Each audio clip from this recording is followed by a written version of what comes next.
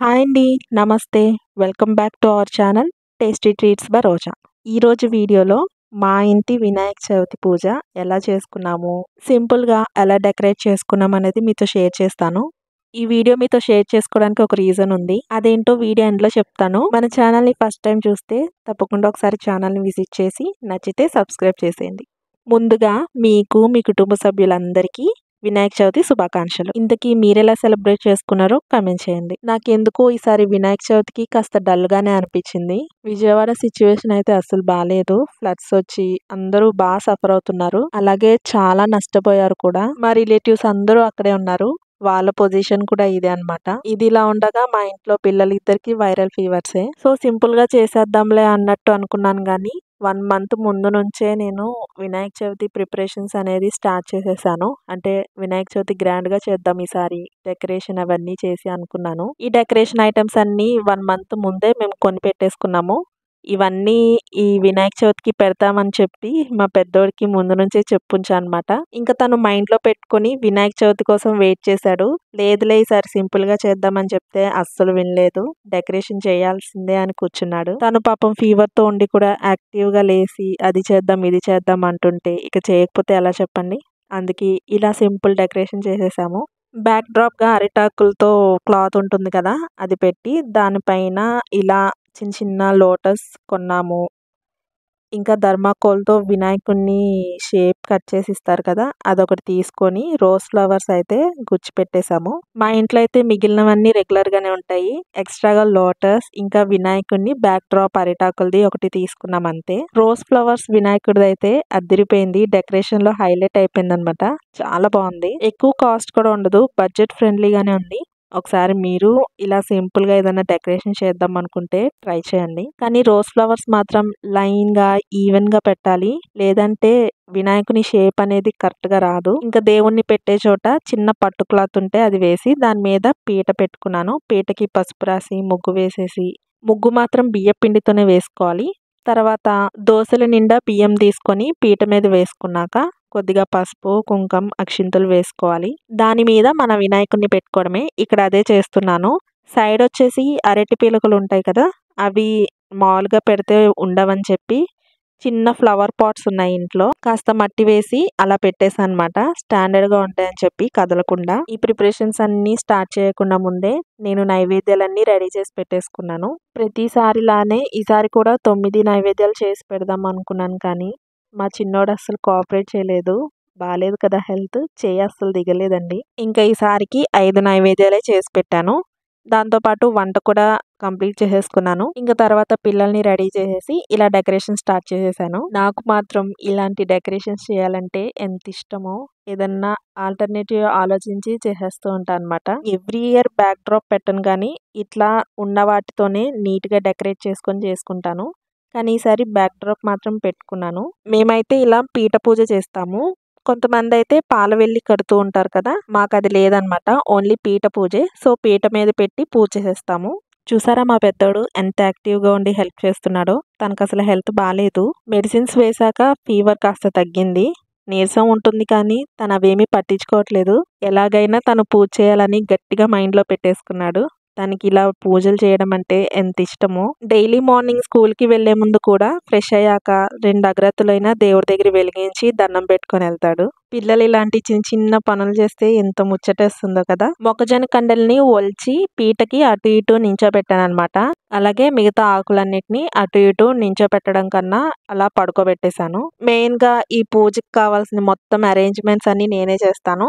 ఇక మా వారైతే బుక్ చదువుతారు. వినాయకుని పూజా విధానం, కథ అన్నీ చదువుతారు తనే. ఈ వినాయక చవితి రోజు మాత్రం ఎక్కువ మా పిల్లల్ని ఎంత వీలైతే అంత ఇన్వాల్వ్ చేస్తాను. మా చిన్నోడికి ఇంకా అంతగా తెలీదు. తను ప్రెజెంట్ అయితే బాలేదు కదా! పడుకున్నాడు. ఇక మేమైతే ఈ పనులన్నీ చూసుకుంటున్నాము. వినాయకునికి గరిక అంటే ఎంత ఇష్టమో, ఏదున్నా లేకపోయినా గరిక పెట్టి చేయండి పూజ చాలంటారు. అంత ఇష్టం అన్నమాట ఆ గరిక. సో, ఆ గరికని మిస్ చేయకండి. దొరికితే తప్పకుండా తెచ్చిపెట్టండి. కింద పీట దగ్గర గ్యాప్ కనిపిస్తుందని ఫ్లవర్స్‌తో డెకరేట్ చేశాను. లైన్‌గా, ఈవెన్‌గా పెట్టేశాను. రోజ్ ఫ్లవర్స్, చామంతులు కలిపి పెట్టాను. వినాయక చవితి రోజు ఏలక్కాయ కూడా ఇంపార్టెంట్ అనమాట. అవి కూడా పెట్టాను. పీట మీద కాస్త ఖాళీ ఉంటుంది కదా! అటు ఇటు. నా దగ్గర ఏ ఫ్రూట్స్ ఉంటే అవన్నీ పెట్టేసాను అనమాట. ఇక్కడ మాక్సిమం అన్నీ రెడీ చేస్తాను అనమాట. ఇక నేను రెడీ అవ్వడానికి వెళ్ళాను. లాస్ట్ బట్ నాట్ లీస్ట్ బుక్స్‌కి బొట్లు పెట్టుకోవాలి కదా! అది మా పెద్దోడికి అప్పచెప్పేసాను. తనే పెట్టుకుంటున్నాడు నీట్‌గా. ఇదివరకు నా చిన్నప్పుడైతే ఎన్ని బుక్స్ ఉండేయో బ్యాగ్ అంతా మోసుకొని వెళ్ళేదాన్ని. వీళ్ళకైతే అన్ని బుక్స్ లేవండి. ఉన్న బుక్స్ అన్నీ స్కూల్లోనే ఉంచుతున్నారు. హోంవర్క్ ఇస్తే మాత్రం ఒక 2, 3 బుక్స్ అయితే ఇంటికి పంపిస్తారంతే. ఈ ఐడియా బాగుంది కదా! అన్ని బుక్స్ మోయడం కన్నా వర్క్ ఉన్న బుక్స్ మాత్రమే ఇంటికి పంపిస్తారు. మా వాడు చూడండి బుక్ లోపల పెడితే చాలు నాన్న బొట్లు అంటే బయటకు కూడా పెడుతున్నాడు. సర్లే ఇంకా తను ఇంట్రెస్ట్‌గా పెట్టుకున్నప్పుడు మనం ఎందుకు కాదనాలి చెప్పండి. ఇక నేను ఈ వినాయక చవితి రోజు చేసిన నైవేద్యాలైతే ఇవేనండి. పప్పులో ఉండ్రాలు, నెక్స్ట్ వచ్చేసి వినాయక చవితి రోజు కంపల్సరీ బెల్లం ఉండ్రాలు, బెల్లం కుడుములైతే చేయాలి. అవి చేసేసాను. పండగ రోజు అన్ని నైవేద్యాలతో పాటు చలివిడి వడపప్పు కూడా చేయాలి. సో, అది చేసి పెట్టేశాను. శనగలు కూడా ఎక్కువ టైం పట్టదు. ఈజీగానే అయిపోయింది. నెక్స్ట్ పాల తాలికలు. ఇది కొద్దిగా టైం టేకెన్ కానీ ఫస్ట్ ఇదే చేసేసాను. వినాయక చవితికి 9 రకాల నైవేద్యాలైతే ఒక లాంగ్ వీడియో చేసి పెట్టాను ఆల్రెడీ. అది కూడా చాలా సింపుల్‌గా అయిపోయే నైవేద్యాలే. ప్లాన్డ్‌గా చేసుకుంటే 30 మినిట్స్‌లో అయిపోతాయి. ఇంకా ఎవరైనా చూడకపోతే ఒకసారి చూడండి. వినాయక చవితి రోజు పందిర్లవి పెడుతూ ఉంటారు కదా! అక్కడ నైవేద్యంగా ఏదన్నా చేసి పెట్టాలనుకుంటే ఒకసారి ఈ 9 రకాల నైవేద్యాల్లో ఏ నైవేద్యం సింపుల్‌గా అయిపోతుంది, ఏ నైవేద్యం మీకు నచ్చిందో అదొకసారి ట్రై చేసి పెట్టండి. ఇంక నేను రెడీ అయ్యాక దీపాలకి, మిగతా పూజ సామాన్లన్నిటికి బొట్లు పెడతాను. పండగ రోజు మాత్రం నేను కంపల్సరీ శారీ కట్టుకుంటాను. పూజ కాసేపైనా కట్టుకుంటాను. ఫస్ట్ నుంచి నాకు అలవాటే. అంటే పెళ్ళైనప్పటి నుంచి. పెళ్ళికి ముందైతే ఎక్కువ హాఫ్ శారీస్ కట్టేదాన్ని. పెళ్లి తర్వాత అయితే ఇట్లా శారీస్ కడతాను.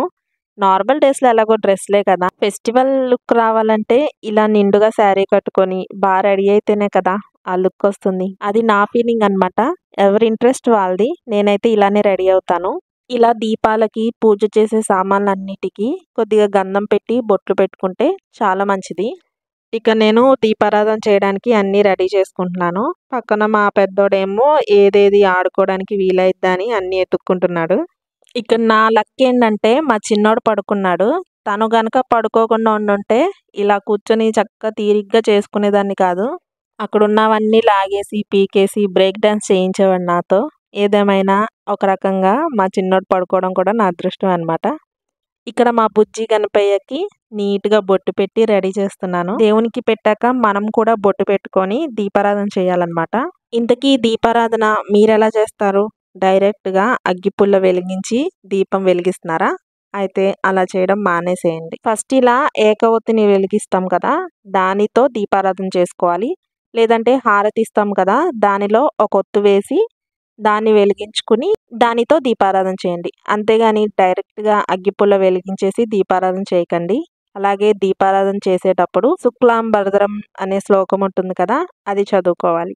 దీపారాధన చేసుకున్నాక నమస్కరించుకొని పూజ స్టార్ట్ చేసుకోవాలి. అలాగే పసుపు ముద్దతో గణపతిని కూడా చేసుకోవాలి. ఈ డెకరేషన్ అవన్నీ మన సాటిస్ఫాక్షన్ కోసమేనండి. మనస్ఫూర్తిగా మనకున్న దానిలో చేసుకుంటే చాలు. ఎంత గ్రాండ్‌గా డెకరేషన్ చేసి, ఎంత చేసినా మనస్ఫూర్తిగా ఏది చేయకపోతే ఫలించదు. సింపుల్‌గా చేసినా, ఎలా చేసినా సరే మనస్ఫూర్తిగా చేసుకుంటే ఆ దేవుని దీవెనలు మనకు అందుతాయి. ఈ వీడియో మీతో షేర్ చేసుకోవడానికి ఒక రీజన్ ఉంది. అది వీడియో ఎండింగ్‌లో చెప్తా అన్నాను కదా! అదేంటంటే ఇదే వినాయక చవితి రోజు లాస్ట్ ఇయర్ నేను యూట్యూబ్‌లో ఫస్ట్ వీడియో అప్లోడ్ చేశాను. అది మన బుజ్జి గణపయ్య వీడియోనే. వినాయక చవితి రోజు నుంచి యూట్యూబ్‌లో వీడియో అప్లోడ్ చేయడం స్టార్ట్ చేశాను. ఎప్పటినుంచో అనుకుంటున్నాను ఛానల్ స్టార్ట్ చేద్దామని. కానీ వినాయక చవితి రోజు స్టార్ట్ చేస్తే ఎలాంటి విఘ్నాలు లేకుండా సక్సెస్‌ఫుల్‌గా రన్ అవుతుందని వినాయక చవితి రోజు ఆ విఘ్నేశ్వరుడితోనే వీడియో అప్లోడ్ చేశాను. ఫస్ట్ నేను చిన్న చిన్న వ్లాగ్స్ షేర్ చేద్దాం అనుకున్నాను. బట్ వ్లాగ్స్ కన్నా నాకు కుకింగ్ మీద ఎక్కువ ఇంట్రెస్ట్ అనమాట.